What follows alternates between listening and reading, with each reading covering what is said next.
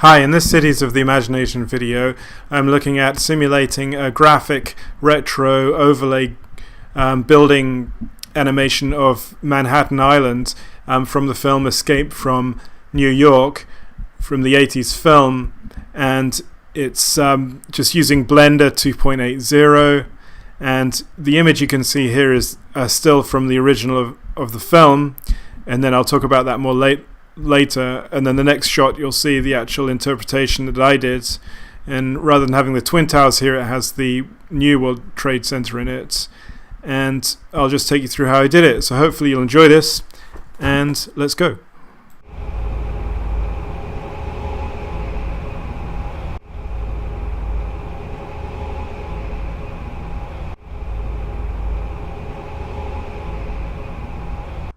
Hi there again, and I'm using the OSM Street Map add-on. That's £5. I'll give you a link in the description, so it's well worth it. It works in Blender 2.80, but tonight it's late and there's some sort of bug when I import the map.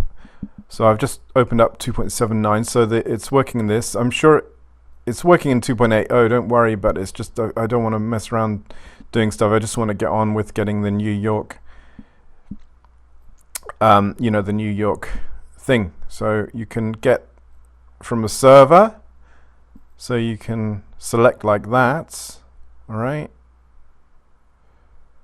or you can go and get a file on OpenStreetMap and download it. I sometimes prefer just to get the file. So let's get the file, and I've just chosen it already. So it's map OSM. Unfortunately, it doesn't seem to import NYC, the whole of it. So you could do it in segments. And what I've done is just press import and hope for the best.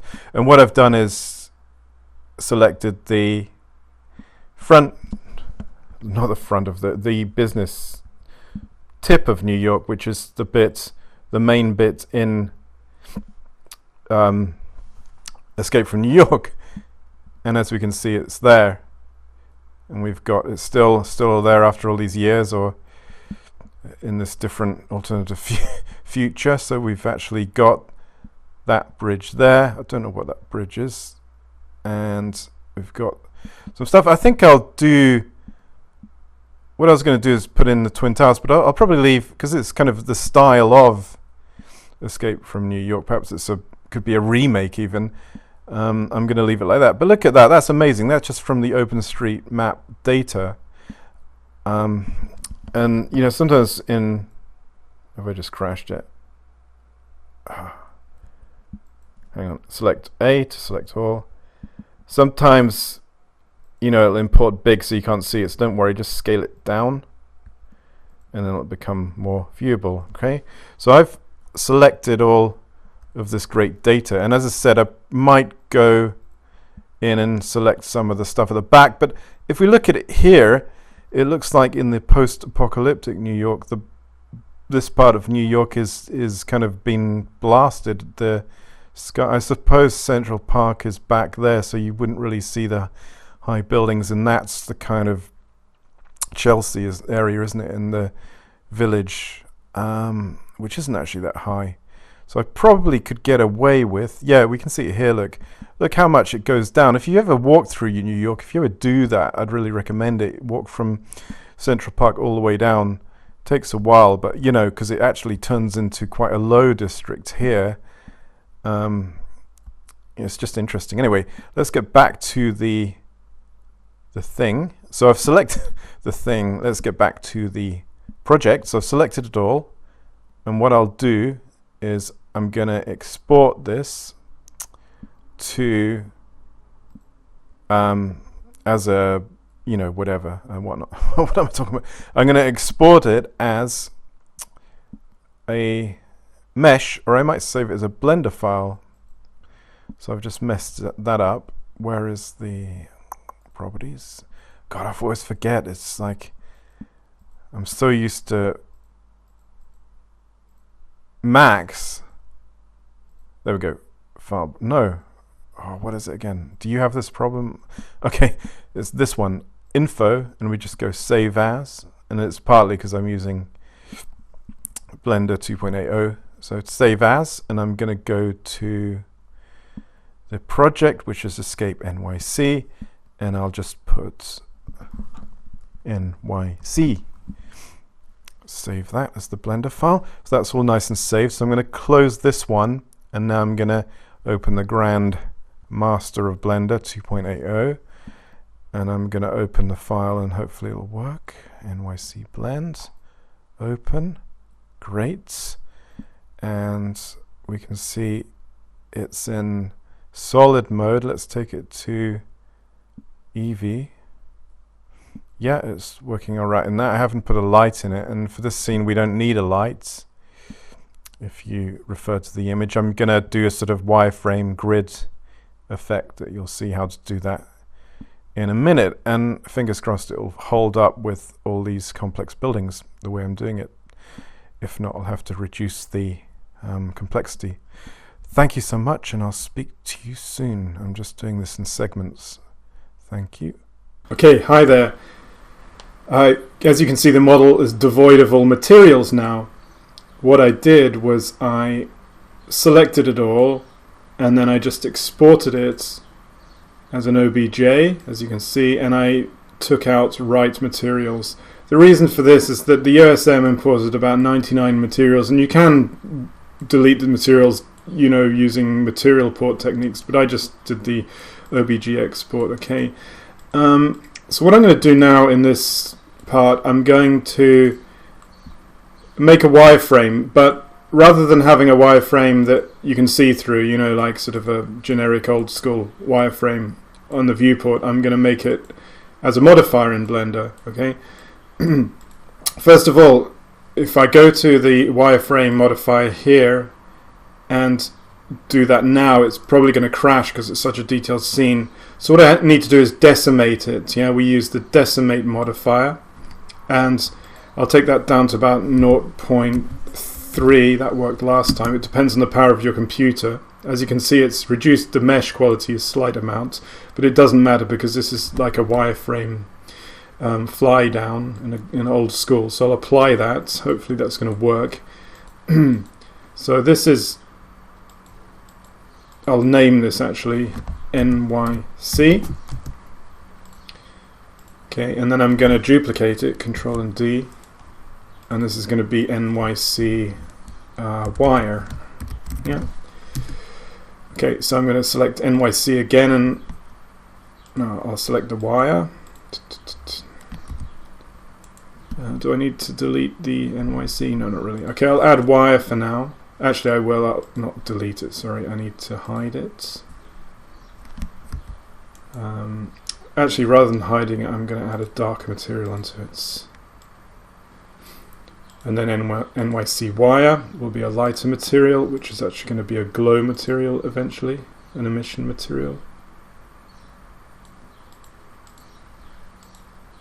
So NYCY, so we've got NYCY, it's just changed everything, hasn't it? It's because it's just one object in a scene. What I need to do is add a new object for the NYC wire.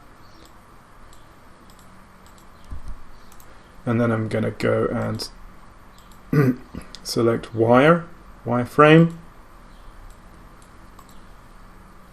And as you can see, it's made a nice wireframe on the NYC wire mesh.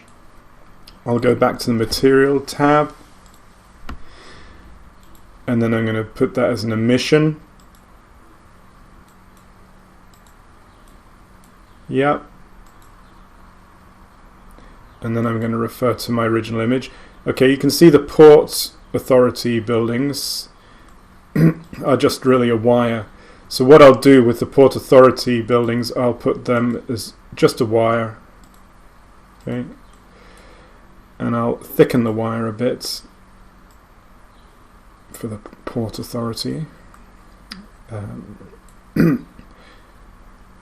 then I'll go back to that material, the NYCY material, which I forgot to name, didn't I? And it's going to be called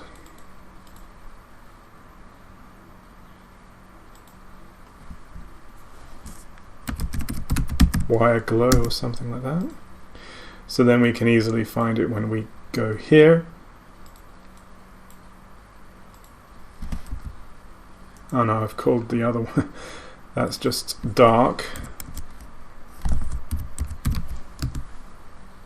And then I'll select the wire, make sure it's the wire, and call it wire glow. And then I'll apply wire glow to the port buildings, the surrounding area.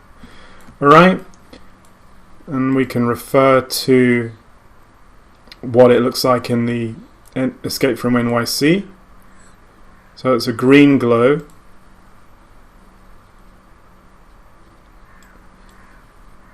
So I'll give it more of a green, and at this point it'll help me to go onto the EV. Oh, I am on the EV shader. We don't really need a light in this scene at the moment, or ever. And I'll make it a bit more green. I'm going to go to the backgrounds. In theatre design especially, they don't usually or always use a black background. It's often a bit off black, it's got a bit of blue in it.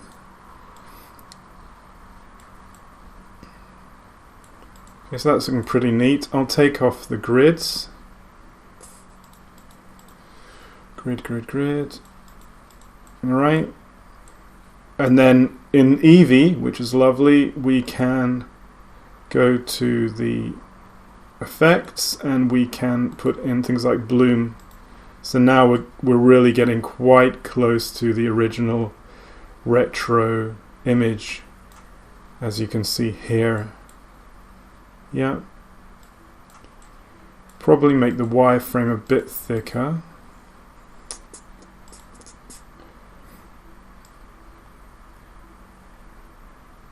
Yeah, we can do stuff like that.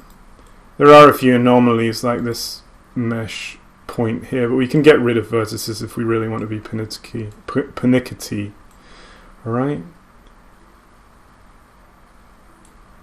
We've got stuff going on down here. Okay, the mesh seems to be going underground when I decimated it, but we can delete that again and that'll put a plane over it, yeah? Let's just zoom in. So at the moment you can see it's looking quite Escape from New Yorkish, but with a modern twist because it's got the new trade center in it, not the old one. Great!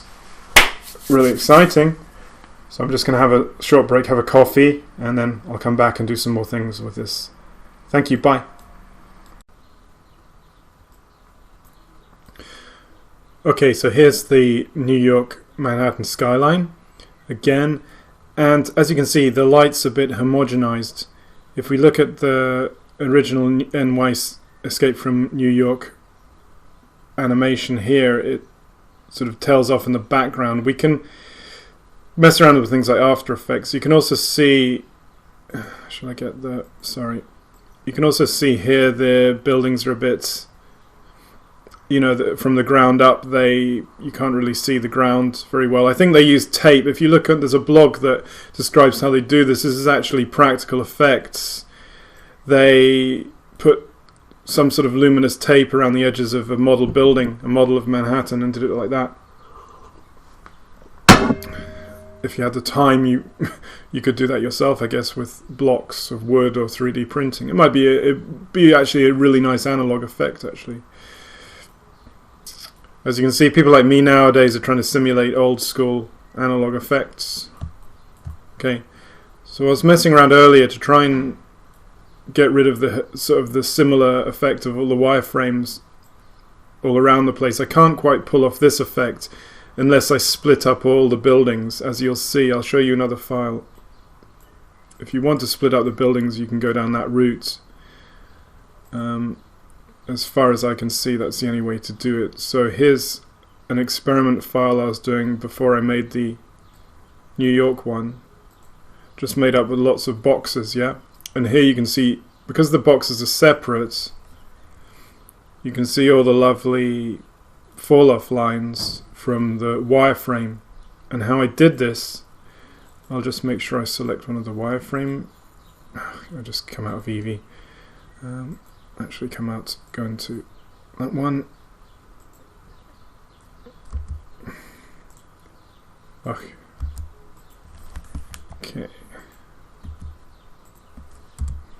Select on the wireframe, and so the wireframe material here is like this. So it's got a text coordinate, I've got mapping on it, I've got a gradient texture, a color ramp I've messed around with, emission and material output. Yeah. So if we go back to the Eevee,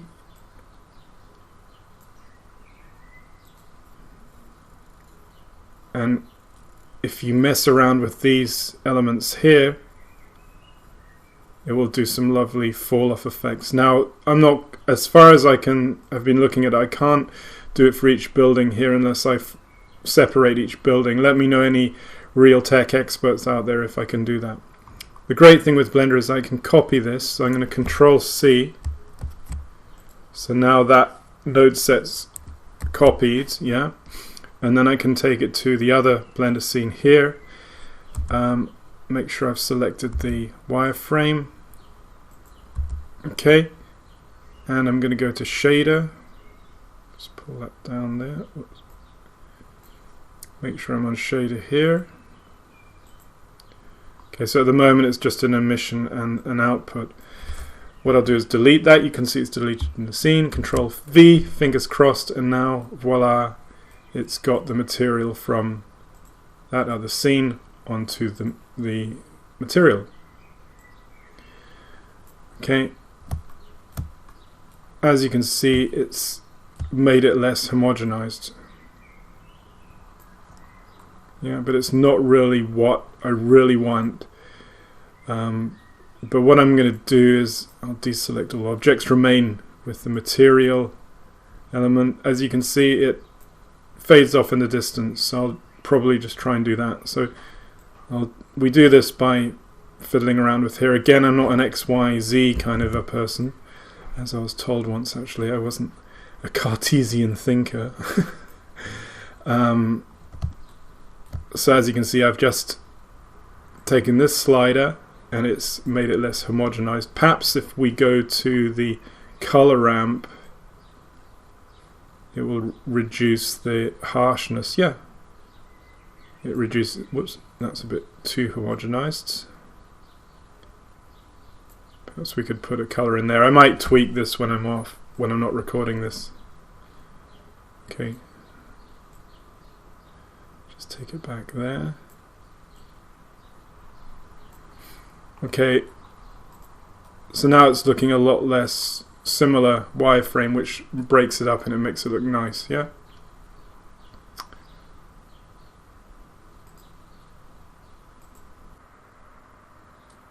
Alright, a few things to tweak here. So I've selected the camera, as you can see, and I've got the focal length at 50. I need to plug my laptop in. So I've got the focal length at 50. So in movies, as many of you know, that we can make different effects by the camera focal length. And as you can see, it's quite distorted here. So that means it's quite a low focal length. So it's probably about 35. Bring that down. Add more effect, I'll take it to 30. Yeah. Okay. So that's an interesting thing you want to play with when you're looking at, especially cinematographic scenes. In 3ds Max, they have the stock lenses with the camera settings, so that's something Blender should perhaps look into. Perhaps there's an add-on for it. There's so many add-ons, I don't know. There's other things with the mesh I need to clean up before I look at the flight path, like this. So the wireframe modifier has created a lot of vertex mess below, etc., etc. Just little boring things. So I'll do that now, and then I'm going to look into the short flight path, see how we can do that.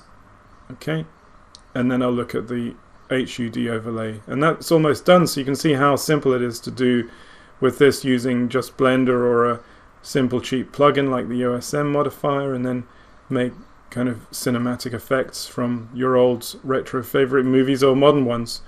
Thanks so much, and let's speak in a minute. Bye.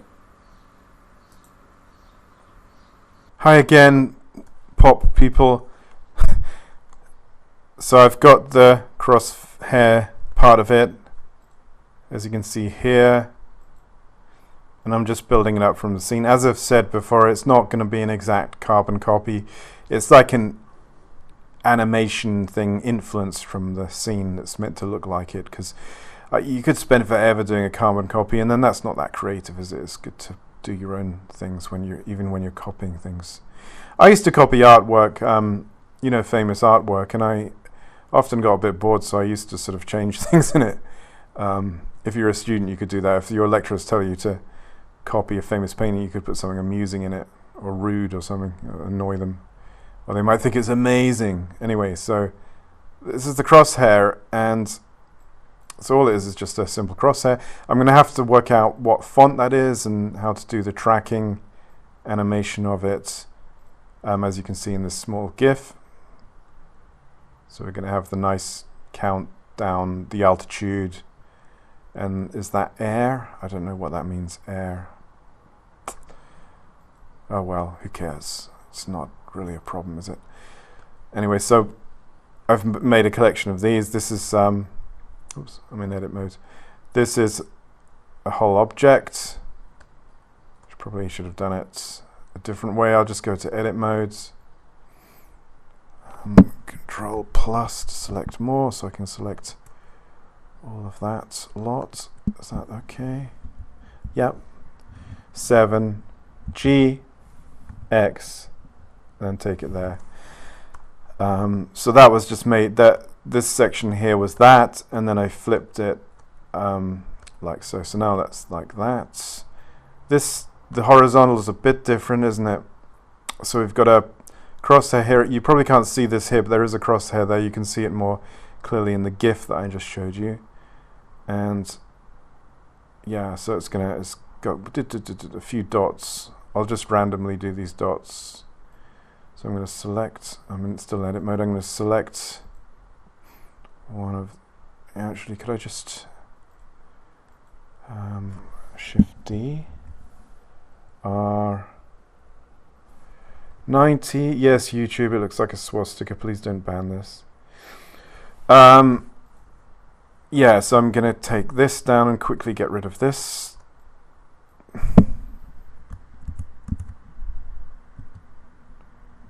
Take away that.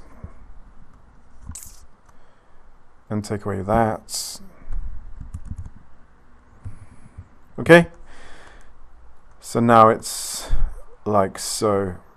And I'm probably measuring with my finger, which you can't obviously see on the screen. Actually, the horizontal is twice the length of the height. So again, I'll just, whoops. Oh, okay. I'm kind of having brain fog today. Shift D, G, whoops. Oh, I'm in edit mode. See, I'm told you I've got brain fog. So if it's twice the length, all I need to do is do that there, and then Shift D, G, and of course I could mirror this as well, but it's just kind of manually doing it. Okay, I'm just going to measure that again with my finger, so that's like that. Yeah, it's double. It just looks strange when I've made it here. Probably when it's overlaid with the buildings behind it. And remember this, I'm probably going to do this as post-production. I might try and do it in Blender, see how it looks, but the final post-production, I want less, is absolutely less in post-production. I don't think there's any way to simulate the film grain using Blender. So I need to get that as a post-production piece. I'll have an experiment to see how I could do that. Why is that? Have I duplicated that again? Why is that duplicated there? Control plus and G. Okay, it doesn't seem to be joining there. You know, and anyway, at this point, I think I'm just going to let you go for this snippet, because you know I'm just going to rotate that. Also, there's sort of slight crosshairs coming out here, I think, and I'll just check on the GIF again. As I say, I'm not doing a carbon copy. It's really just a sort of emulation of the animation, and main thing is to make it look nice and retro and cool. So thanks very much, and I'll speak to you in a minute. Well, in a few seconds. Bye. Hi there again. So as you can see, some progress on the HUD overlay. I've put in some posts. I've finished off the sorry, that confused me when I zoomed into the GIF. It stopped.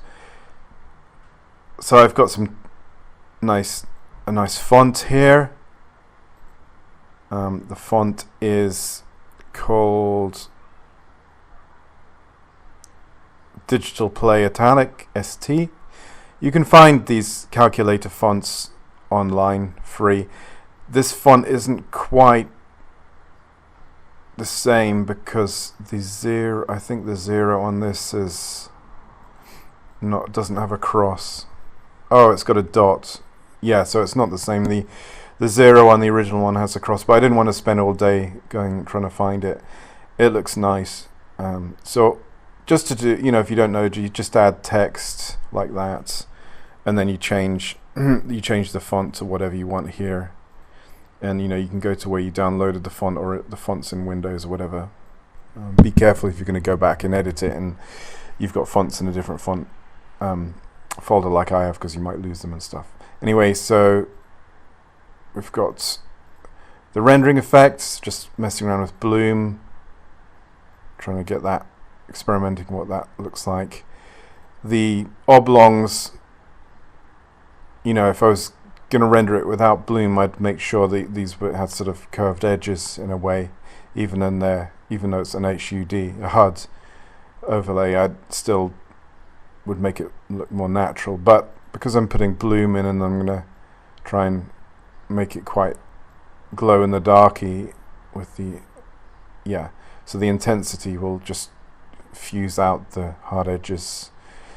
Even though it's meant to be a graphical overlay, even graphical overlays in real life don't have hard edges when you take into consideration ambient lighting and reflections and things like that, and things on the screen. And of course it's a retro film, so I want to make it look grainy. So again, that's that. Yeah. I've gone on Blender Stack Exchange to try to find out a way to have the this countdown here automatically with the ground. If not, I'll have to try and do a workaround with that. But I'm sure there must be some Blender add-on that will simulate this, where the camera is in contrast to the ground.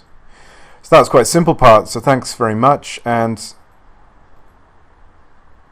I'll be back in 1 second.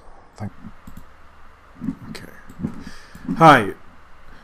After doing a lot of tweaking for this, not so much, but a bit, I'll show you the Eevee render again.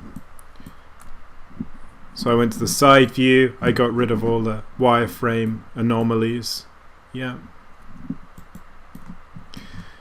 The ports, the sea area around New York, I got rid of some of the lines. This one seems to be impossible to get rid of, so I'm not going to take too much in this one and this one, but I got rid of some of the other stray vertex lines. I'm not going to bother too much, because this is just really to show you how to do it. I'm also looking into this myself because I want to make this effect for a kind of map for some elements of my 3zuni.com visual story universe when I want to do a city. For example, if I'm doing New York, I can use this effect or a variation on this theme. Okay, so what else did I do? Okay, I'll come out of camera. Oh, I am out of camera. Yeah, here's the camera.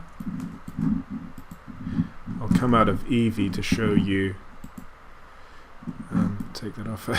It sounds like when you say this Eevee again and again, it sounds like some sort of fanboy thing, I think, doesn't it, in Blender? But anyway, it's an awesome program. So the camera, I've set up a constraint. Okay, so the constraint is on this axis. Yeah.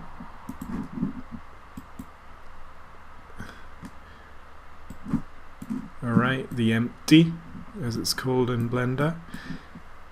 And here I'm going to the object constraints, which in Blender now it's looks like an avocado, I guess.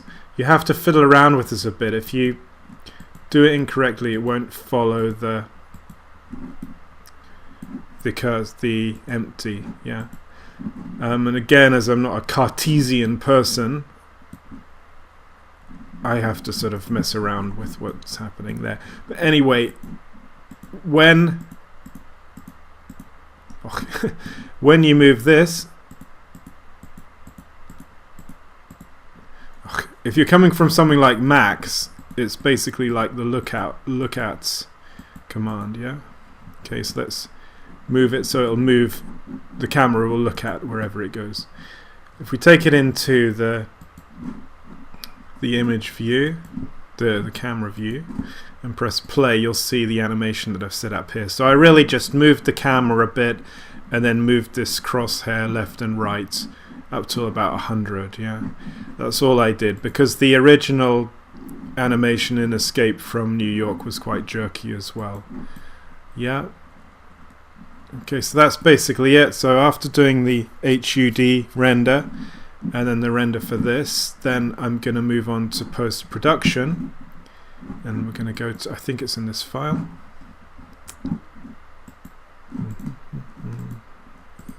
No, it's not in this file. Let's go to open composite, compote, and here's the composite, right? So I'm not going to go through this with you because I think it's quite boring actually when you see this. But if you email me or send me a message on Twitter, I'll be able to email you all these files in this scene if you want. I'm not going to put it up for free because it just costs me too much in downloads, and I want people who really want to use it can email me. I won't say, hey, you know, want to be in my subscriber list? Well, I probably say that, but I won't pressurize you too much, yeah? So you can have this without subscribing, but it would be amazing if you like it, then you can subscribe to my newsletter. Okay, so I'm going to hold this still so you can find out how to do this. Okay, so that's the far off view, which you really can't see anything. Perhaps you want to take a screenshot of this. So I've got the HUD image. Remember the HUD render? I did a HUD render, HUD render, and that's scaled to allow me to, you know, scale it. I'll just actually render it now because we need to look at it, don't we? It should come up in the composite view as well. Okay, great. So you can see it's all composited together, and this is just trial and error. I'm not really into compositing in Blender, so I just was messing around. I've got movie clip here, the HUD here, which is just a single image. I didn't in the end do the countdown buttons. I did some of the sliders on the skiing, an alpha over image. RGB was good because it allowed me to, you know, edit the curves on it. Okay, so I've just frozen it. Yeah, and you can do RGB. So that's a nice little controller. And then, again, I did an alpha over. I think it worked for me, so it's okay. I've got a little... I didn't do this in Blender. This is just this is just a film grain animation, which is blurred. I did that in 3ds Max. It's got a good filter for that. But, you know, you could find a film grain animation. Rather than just one film grain image, this flickers, you see. So then I blurred it a bit, alpha over, and there's the composite. So that's basically it. So now that's going to composite, and all I did was take it to render, set the render up, the output. I did it as an AVI JPEG, HD resolution. And then sometimes it's a bit confusing in Blender. There's not like render animation here, so all you do is go up to there and render animation, and it'll render it for you as well. So that's all it is. So that's it basically. I'll leave you with the fly through animation looped about 3 times. Sorry, it was only a few second animation. Perhaps I should have done it for longer, but it shows you what can be done, and it's certainly this kind of effect. I'm going to use this for my work in the future, and that's the great thing. sharing this with you, but also it inspires me to learn new processes for especially my 3zuni.com project. So anyway, thanks very much. If you want to subscribe to me, and then you can hit that bell icon as well to get notifications when I make new videos. And I'm going to try and do some more stuff from, I was going to say cities, from movies, and perhaps books and things like that, and legends perhaps. So if you've got a request for an imaginary city, just let me know, and I'll see if I can make one during my weekend jams, if that's something that I feel I can learn with as well. Okay, thanks very much, and I'll speak to you soon. Bye bye for now.